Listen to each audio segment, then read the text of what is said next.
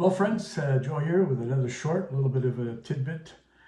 So a lot of people out there are under the impression that because the WSIB frontline workers are on strike, that everything comes to a halt and that really there's not much that can be done.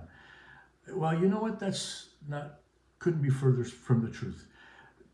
I know that some in the legal professional believe that as well, and maybe creating somewhat of an impression with their clients or prospective clients.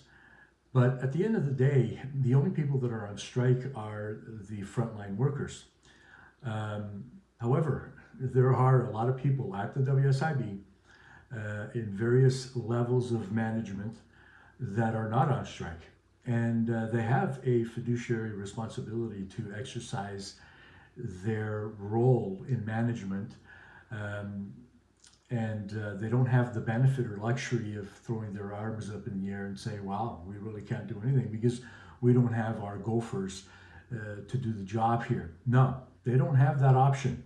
They were hired to do a particular job. A lot of them are paid well over six figures, and they can't just abandon their role. So if you're under that misconception, better think again. I am going to talk about certain strategies that we've implemented, and yes, our firm has continued to be engaged and actively working throughout this process, and we're going to continue to be actively working throughout this process to ensure that our members aren't left behind and or aren't put at the bottom of the list of files whenever these people decide that they need to get back to work. So I'll talk about that in a video I'll be releasing tomorrow. But by all means, what I want you to understand is that no, not everybody's able to just turn their backs on their jobs. A lot of people at the WSIB have to continue working, and we're going to make sure that they do.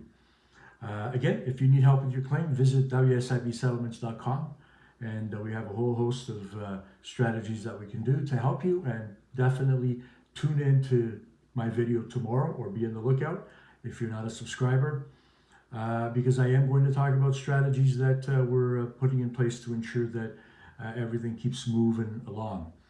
And a special message to those frontliners who think that they're going to hold injured workers hostage while at the same time using their plight to negotiate their own position.